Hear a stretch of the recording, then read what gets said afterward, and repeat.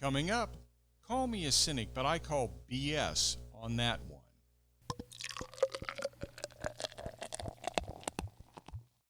Welcome back to Political Spirits. I'm your host, Franklin Rye. We still stand for the proposition that the left and the right should have a few drinks and talk. Compromise is not a requirement. If those discussions result in us changing or even abandoning our positions, that's fine. If they don't, that's fine too. We just need to talk to each other. In that way, we can unify through speech. And if the discussion becomes a bit heated at the end of the night, we should still be able to split up the bar tab and be on our way. So what are we going to talk about this week? Well, the first thing I want to do is apologize for the quality of the audio or the lack thereof. As I was last week, I'm recording this episode outside of my studio. I'm still on the road, although this time in Columbus, Ohio, unlike last week when I was on the road in Tallahassee, Florida. I'm sitting in an ordinary room with no sound insulation at significant risk of echo, so it's going to sound a bit different from what you're used to, but bear with me, please. After this episode on the road, I'll be back in the studio for the first episode in April. Well, this is a political podcast, so I'm going to talk about politics, but given that I'm on the road, what I'd really like to do is go on a rant about some hotels with showers that have a 1/16 inch variation in the shower faucet handle setting between an ever so slight hint of warmth and a setting which could best be described as magma. But I'll refrain from launching into that diatribe and focus on some of the most recent political developments worthy of a diatribe. And I'm just going to cover several smaller items rather than separating them into major segments.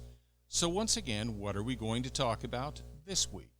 Well, let's start in the state of Georgia. The Republican-controlled Georgia legislature passed a major change to voting requirements for elections in Georgia, and it was promptly signed by the Republican governor.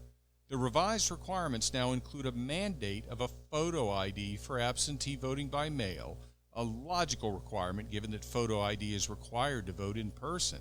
It increased the security of ballot drop boxes by requiring they be placed in voting locations.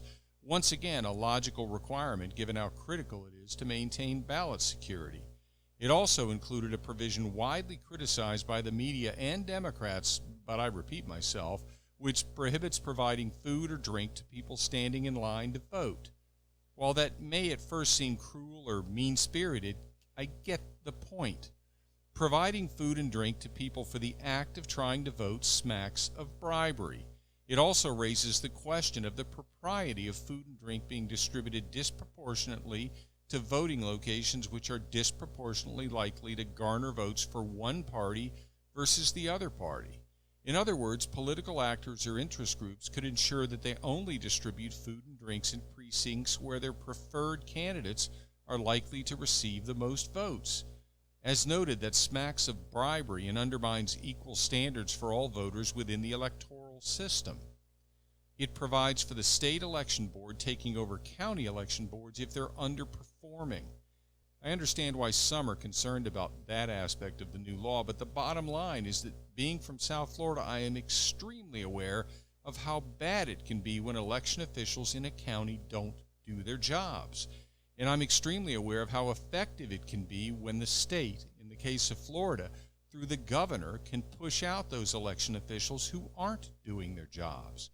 That's what happened in Broward and Palm Beach County in South Florida through the governor's suspension of one election supervisor and acceptance of the resignation of the other. The result was that those two counties went from being virtual electoral laughingstocks to being models of effectiveness in 2020. When compared to many other county election offices around the country. The bottom line is that the Republican Party should view the new Georgia law as a model setting, a starting point below which other states should not fall in addressing election security. It's time for Republican legislators to start doing their jobs. It's time for Republican legislators to stand up to ensure secure elections going forward. Like Roz in Monsters, Inc., we're watching you. Did you watch the Joe Biden press conference? Did you adopt the standard increasingly accepted by the press that so long as he doesn't collapse in a puddle of drool, his performance will be declared a rousing success? Well, assuming you didn't adopt that standard, I'm going to synopsize the press conference by describing the two things that most stood out to me. The first was but the latest example of the rapidly deteriorating connection between what's left of Joe Biden's brain and his mouth. Now, we're all aware of some of his prior screw-ups that left us wondering what on earth was he thinking, giving him the benefit of the doubt, of course, that he was still capable of thought. You know those prior examples, like telling black voters who were undecided between him and Donald Trump that they, quote, ain't black, close quote.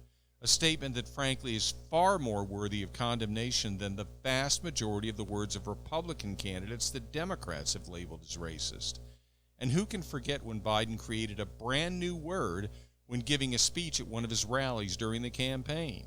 Now, keep in mind that when he created that new word, he was reading from a teleprompter.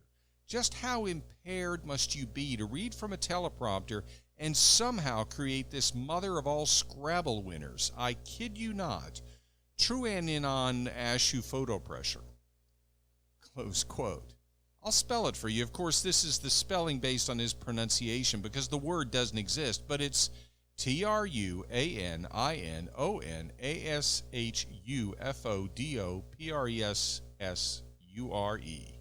Ever wonder what the reaction would be at the National Spelling Bee if you slipped that word in as a joke? Of course, those kids are so smart they might just say, oh, give me a break, that's not a real word, or perhaps they might ask you to use it in a sentence and not one by Joe Biden. So did he top that in his recent press conference?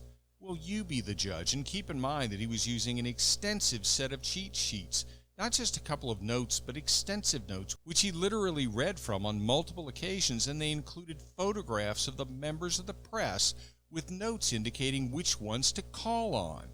Then, after confidently stating, quote, I've never been particularly poor at calculating how to get things done in the United States Senate, close quote, he proceeded to explain how to get things done. Quote, so the best way to get something done if you hold it near and dear to you that you like to be able to, we're ready to get a lot done, close quote. So he may never have been particularly poor at calculating how to get things done, but he's apparently quite poor at remembering that calculation. So what's the second thing that stood out to me about the press conference? It was the extent to which Joe Biden lied about the border. The president stood there and flat out lied when he said his administration was, quote, sending back the vast majority of families who were coming, close quote, to the border. That's simply false. If you doubt me on that, check out the May 23rd article at Axios.com entitled, Scoop, Biden administration expelled just 13% of migrant families in past week. But that wasn't the lie that really stood out to me. The one that really stood out was when he claimed that he dramatically reduced illegal immigration from and reduced crime in a Central or South American country by direct contracting with a company to install streetlights in that country. Okay, call me a cynic, but I call BS on that one. That sounds an awful lot to me like the kind of story that you hear from people who pitch the idea of foreign aid and why it's needed. What it doesn't sound like to me is the kind of story that comes with actual statistics proving the claim, and no statistics were provided, and no questions were asked to follow up to that claim. As has become the norm with our docile excuse for a press corps when it comes to covering the Biden administration, the president was able to make that claim and get no response to it of any kind from the media other than this podcast. Yes, I'm a commentator, but sadly, when it comes to the conduct of the pathetic excuse for journalists in our country today, this podcast actually comes closer to being a journalistic enterprise than many of the major media outlets out there. It just shouldn't be that way.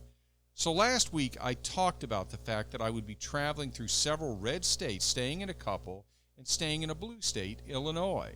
I noted that I'd make some observations during my travels and report back about their comparative COVID response.